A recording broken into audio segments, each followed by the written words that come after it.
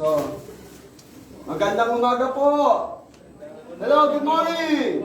Ayan, no? Sabihin mo sa iyong tatabi, magandang umaga and God bless you. Come on. Magandang umaga and God bless you. Merry Christmas. Uy, advance, no? No, galing naman yan. No? Okay, excited na. So, ulitin ko ulit. At maski sa mga nanonood na hindi nakaka-attend muna dito dahil busy, ay kaya tayo gumagamit ng online. So, ito ang ating discipleship training class na consistent. Ilang minuto lang para at least tayo po ay makapagsimula rin po sa ating worship service. Sige, let's pray. No, let's pray. Maraming salamat o Diyos sa pagkakataon nito na isa sa isang iglesia na isang foundation ay ang pag-aaral. Dahil sa pag-aaral ay nagtatanim ako ng iyong salita. Dahil Monday hanggang Saturday ay maraming ginagawa at iniisip. Subalit, kapag sila nakakarinig ng iyong salita, ito'y kanilang maaalala at ipapaalala mo sa kanila. Kaya this is my accountability, this is my responsibility, this is my commitment as a pastor. Na kung saan ay pakainin ang bawat umaating sa iglesia nito. Kaya o Diyos, tulungan niyo po ako sa aking pag-aaral, pagtuturo. Ito hindi lang para sa kanila, maski sa amin. Kaya Panginoon, salamat po sa pangalan ni Kristo Jesus. Amen. So, nakapokus tayo sa Christian identity. Kasi pag natapos na to, isa-summarize ko na iguguhin natin dito. No? Para at least, tapos gagawa ko ng isang kodiko para bibigyan mo kayo. Actually, ang plano ko ay magsasacrifice ang inyong pastor muli. Si Brother Arjan ay inuutusan ko siya for personal. Dahil siya lang po ang pwede kong kausapin patungkol sa mga evangelism, packet gospel track. So, nag-sacrifice siya dito kagabi at ginawa namin. So, nagkaroon ng konting problema sa kanyang computer. Pagdating dito, hindi rin ma-open yan. So, mapipilitan yung pastor ay magsasacrifice ako pumunta sa Pyeongtaek. No? Kasi sa Pyeongtaek, doon ako nag-print. Ako, pag meron o wala, naghihintay, hindi ako nangihinayang gumastos sa gawain ng Panginoon. Hello, andiyan po ba kayo? Hello, andiyan po ba kayo? Kaya sabi ko, Panginoon, parang as soon as possible, mapagawa ko doon, para mabigyan ko po kayo na lalo kayong umaaking dito, kahit sa may pumunta, ay pwede niyong ilagay sa packet. Ang packet na yon, na andun na lahat ang tinuturo ko ng sunrise. Ang ganda pa kagawa niya, gifted siya doon. Sabi ko, kung pinapagawa ko sa iba, nagagawa na kagad. Sinasacrifice siya kasi wala nga siyang day off niya, hindi mo na siyang trabaho. Siya sabi ko to sa inyo, it is connected. No? Na sabi niya, Pastor, wala pa akong trabaho, pero tumutulong sa company kasi nagpinano mo na siya ng kanyang bossing. Mabait yung bossing niya. Sabi ko, sige, wala kang ginagawa, pero gusto mong tumulong, ito gawin mo. So, nagsasacrifice siya. Amen! Yun yung sabi, kapag meron gustong tumulong, gusto maglingkod, huwag hadlangan. Everybody say, ready, begin. Huwag hadlangan. Ano ang motto ng church ito? Ang motto ni Pastor? How good it is. Nakalimutan niyo? How good it is, I share. 1, 2, 3. How good it is, I share. Basta mabuti, ibahagi. Sa Tagalog, ready, begin. Basta mabuti, ibahagi. Ayun, no? So ngayon, ilang minuto lang tayo. Dito ulit tayo konting review sa Christian living o Christian identity. Christian living pala, ano pala yun? Christian growth. Christian identity. Dapat, bilang isang Kristiyano, ma-identify who you are. O, who I am. Huwag na natin Tagalogin kasi meron yung sabing, baka mano kayo. No, ano ba yung sa Tagalog who you are? Sino ka? No, sino ka? No? Kaya minsan yung Tagalog no? No, English na lang. No? Wala yung sino ka kasi meron yun who are you? Identity as a Christian. Ngayon, dito natin malalaman at dito mo rin malalaman kung ikaw ay may identity. Yun ang sabi ng Bible. No, sabi ng Bible, kung babasahin ko natin, sa Matthew 7:16, 20, and 2 Corinthians 13:5, dito malalaman yung identification. Sabi doon, examine yourself. No? Kung ikaw ay nasa pananampalataya mo. So, examine, ibig sabihin, You need to identify who you are. Hello, di ba kayo? Andiyan ba kayo? May kausap ako. Kasi may mga religious, may mga Christian, may mga churches, doesn't matter. Wala akong pakialam. Hindi niya iniintindi kung sino ka. Basta nga lang, akin lang ako. Di ba? Ganyan? Ang mahalaga, Christian ako. No. Kung sa secular nga ina-identify. Kasi, di ba, sa Pilipinas, ito kung sasabi, lagi kong hindi ko kinukumpara, kundi halimbawa. Sa secular nga sa mga NGO nga malalaman mo kung kayo member o hindi Merong identification. Kasi meron nga nagkukunwari, hindi pala member. O hindi pala ka-grupo. Hello? Andiyan ba kayo? So as a Christian, dapat, alam mo yun. Ano yun? Number one, na identity. W. Ano yan? Words of the Holy Spirit. Isa yan sa dapat na alam mo. Sabi mo sa katabi. Isa yan dapat na alam mo. Ready, begin. Isa yan sa dapat na alam mo. Kapag Christian ka at hindi mo alam, aba, may problema, ikaw. O kaya, baka may problema ang pastor. Kaya trabaho, ministry ng pastor na ituro sa inyo. Amen. Hello, amen. Kaya ang pastor, study hard yan, mas nakapag-aral. Ang pastor, mas maraming iniisip, maraming ginagawa. Nagre-review, nag-aaral mo. Kasi, pag kayo tinuruan, mismo akong natututo. Mas nakapag-aral na. Nang ako'y mag-a-apply bilang isang lisensyado na profesor sa isang Bible school. Kasi nga, okay lang, maski marinig ng iba, no? Ako po'y graduate ng Bible Seminary. Pero sad to say, ang yung lingkod ng Diyos. Nag-aral ako sa Bible School, hindi accredited ng ano ba? TED.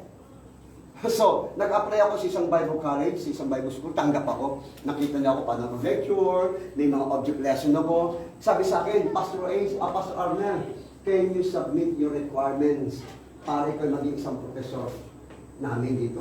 Ang subject mo ay elective o evangelism. Yes, excited ako. Nako, pinasa ko na ako'y pastor, ako'y ordained. No, pag sinabing ordained kasi sa ating gobyerno, dapat legal ka. So, ordained ako, ibig sabihin nakakasal ako sa Pilipinas.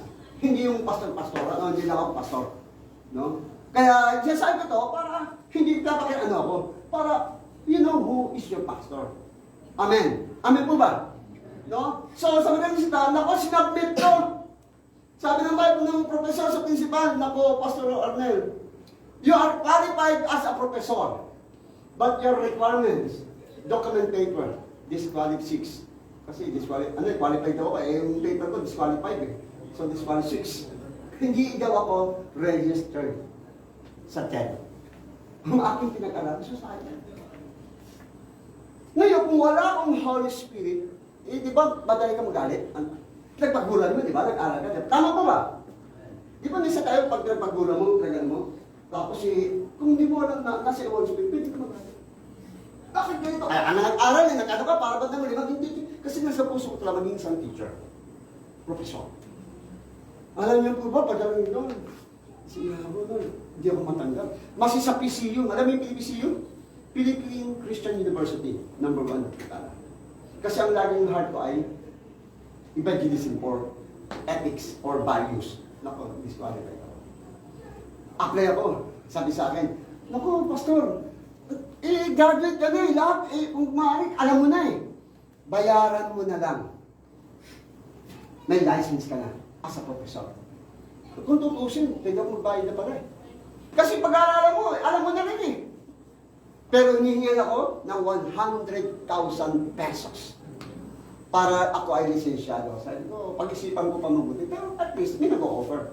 Nakuha ninyo? Pero andyan ba kayo? Pero andun kailangan ang word of the Holy Spirit. Sinasabi ko to sa inyo, kasi connected pala ang mga nangyayari sa buhay natin. Dapat recognize mo, nasa iyo ang Holy Spirit. Ano yun? Di ba? Naalala nyo? Number 1, dapat nasa iyo ang fruit. Dapat nagbubunga ka. Fruit of the Spirit. Pag hindi mo alam yan, may problema. Ano ba yung fruits? Ito yung mababasa mo sa Galatians chapter 5, verse 22. Ephesians chapter 5, verse 9. Sasabihin ko na lang po ang verse, no? Kasi ilang minuto lang naman eh. Fruit of the Spirit, Galatians chapter 5, verse 22. Ephesians 5, 9. Ibig sabihin nito ay character. Dapat nagbubunga ang ugali na maayos. Number 2, spiritual gift. Repeat lang ito, no? Spiritual gifts, hindi pwedeng Christian ka, wala kang gifts. Pastor, wala akong gift eh. Isa secular ka na, marami kang ng gift eh. Di ba? Dami mong talento eh. Dami mong alam dahil sa mundo. How much mo, pag alam ka ng Diyos, dapat meron kang gift. Dapat i-discover mo. Sabi mo siya tabi, meron kang gifts. Come on. Kailangan mo i-discover. Come on, sabi mo, kailangan mo i-discover. Amen? Pero paano mo i-discover? Ang kailangan, umating ka, tapos nakikita ng pastor kung ikaw ay meron kang spiritual gifts. Amen? Anong verse yan? Romans 12 verse 5 and 9. Romans 12 verse 5 and 9. Ephesians chapter 4 verse 11. And 1 Corinthians 12 verse 1. Chapter 14 verse 1 and 12. Iyan ang mga spiritual gifts. Malalaman mo yan. Basahin mo yan sa Bible. No? Misa-isa natin yan. Number 3, filled by the Holy Spirit. Ikaw ay puspos ng Holy Spirit. Ephesians chapter 5 verse 18. Church, isa yan sa dapat makita mo. Pag hindi mo alam yan, problem. Anak ka ng Diyos, saved ka, tapos di mo alam na sa Holy Spirit. If you are saved, pumasok ka sa iyo ang Holy Spirit. Hello, amen? Pag nasa iyo ang Holy Spirit, magbabago ka, magbubunga. Ano yung fruit of the Spirit? Bigyan ko example. Self-control, kindness, goodness, gentleness, love, patience. Andiyan ba kayo? Faith. Andiyan ba kayo? Yan po. Spiritual gift. Katulad yung music. Katulad yung helping, generous, preaching. Ilang mga spiritual gifts. Advising. Naman niya, ano yung feel? Dito minsan nagpupulang tayo. Bakit kaya kailangan natin feel? Dito papasok ang feel with the Holy Spirit. Kasi nga, minsan ang atong buhay, may salumuhot. Pag dagdag ng problema sa suliranin, pag hindi ka puspos, ibang espiritong iiral sa'yo. Di ba kaya meron tayong iba-ibang espiritu? Yung alak ko, may espiritu yan eh. Di ba? Tama ba? Andiyan ba? Tama ba hindi? Mga manginginom. Huwag kayong mahiyak. Nanginginom din ako eh. Totoo yan. Pero pag Christian ka, dapat mas alam mo ang filled by the Holy Spirit. Kaya pag nag-iiba na ugali mo, baka iba na espiritu ko. Lord, forgive me. Doon pumapasok yung feel. Nagkaroon ng espiritu, marunong ko din na tao sa Diyos. Amen? Pag nagagalit ka, nagtatampo ka, nagwawala ka, Lord, fill me. Kailangan niyo ba kayo? Kapatid, 1 minute, 10:30 na lang. Sa madaling salita, memorize this. Importante ang filled by the Holy Spirit. Parang nalilito ka? Parang natataranta ka? Kailangan magpuspos. Nabablock mind ka? Absent-minded? Tinatamad ka? Wala kang gana? Matampuhin ka? Masakitin ka? Magaling ka matumba? Kailangan mo magpuspos. Amen? Tapos kailangan sobrang puspos. Led by the Holy Spirit. Malilin yun. Bakit? Nakalimutan ang fruit. Ang fruit kasi self-control. Nakalimutan niyo? Kailangan niya ba kayo? Kaya ang tatlong ito, dapat alam mo. Sabi mo sa ito tabi. Kaya ang tatlong iyan, dapat alam mo. Ready, begin. Dapat ang tatlong iyan, alam mo. Ano yung una? Fruit. Ano yung pangalawa? Spiritual. Ano yung pangatlo? Build. Pag-uusapan natin next time itong A. Assurance. Dito tayo magtatapos. Assurance of salvation. Ang isa sa mga palatandaan ng isang Kristiyano, dapat tiyak mo na ikaw ay ligtas. Sabi mo sa iyong katabi. Ang isa sa palatandaan, tiyak mo na ikaw ay ligtas. Ready, begin. Dapat. Ready, begin. Dapat. Isa sa palatandaan na ikaw anak ng Diyos, tiyak na ikaw ay ligtas. Ready, begin.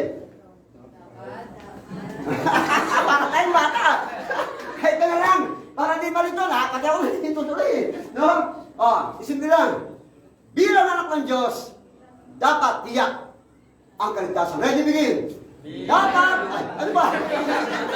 Okay, ready again. Bilang anak ng Diyos, dapat iyak ang kaligtasan. Amen? Okay, magtatanong ako. Dito tayo ka, tama-tama. Ako magtatanong. Kasi nakaisa sa akin yun, no? Okay. Kasi, nasa dulo si Sister Marquez eh. Sister Marquez, okay, Brother Jonas, kasi nakatingin ka sa akin eh. Ano yung A? Kasi pag ako magtanong, ako nagbibigay ng gift. 1,000, no? Pero pag kulang, obegon, no? Huwag namang ibegon. Obegon lang yan. So, ang tanong, Brother Jonas, walang kode ko ha? Okay, ano ang A? Di ba, para tandaan ng isang Kristiyano? Ang W yan, wonder. Ano yung A ng naparatandaan? Ano yan? Dapat, para tandaan ay ano? Ha? Sige. Ha?